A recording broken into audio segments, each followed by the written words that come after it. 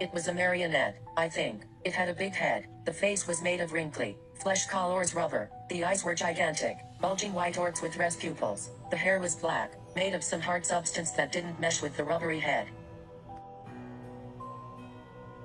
The teeth were gigantic, pure white and capable of moving up and down. The body and limbs were wooden, painted to resemble clothes, but the paint was faded. You could see the wood's natural brown in some places. Each arm and leg was a different length, but the hands and feet were pretty detailed. It made a loud clattering sound whenever it moved.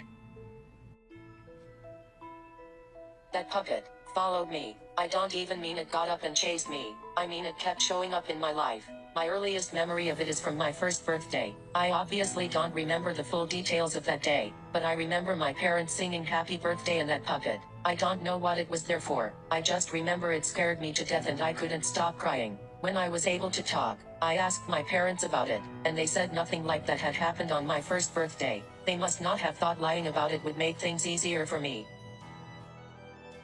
The next time I saw it, I was around 3. I was exploring a room filled with old stuff my parents had stored away and I found a calendar, but I don't remember the year. There was a photo for each month, but the only one I remember was October. That puppet was the image for it. I got scared and ran out of the room. I told my mom and tried to show her the calendar so that she'd know the puppet was real, but I couldn't find it. The room had been very messy, and I had ran out of it so quickly I knocked over piles of stuff. I guess the calendar got buried.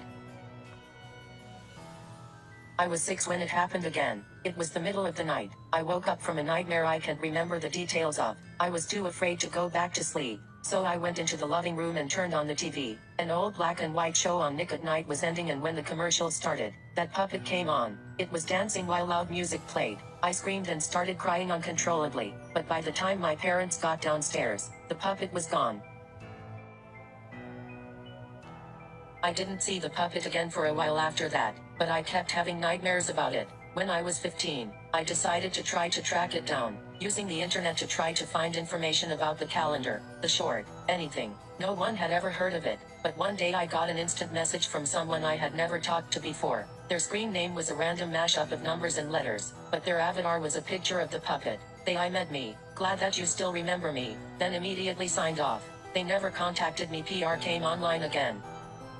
When I was 20, I was walking by a store that sold old toys and dolls, and in the front window, I saw the puppet. I went inside, and asked the clerk if he knew anything about that puppet's history, when it was made, where it was from, anything. He didn't. Said that the puppet had just been sold to the store a few days ago. I could have it for $6. I wasn't sure what to do. It still scared me, but having proof that it really existed seemed like a good idea. I bought the puppet, and took it home. For a while, I felt better. I viewed the puppet as a childhood fear I had overcome as an adult, and even started to believe the explanations my parents had given me for the past appearances of it. I saw it somewhere else as a baby, imagined the calendar, dreamed the TV short, and someone online who had once played a trick on me. I kept the puppet, but as I moved on in my life, I pretty much forgot about it. I finished college, got married, and my wife should be giving birth in a few weeks. I was cleaning up a room for when the baby comes, and found the puppet, dusty and abandoned. I didn't want my kid seeing it when he was little, so I picked it up, and decided I might as well wipe the dust off before moving it to another place. When I dusted it, I noticed a faded inscription on the back. "This is what he'll look like."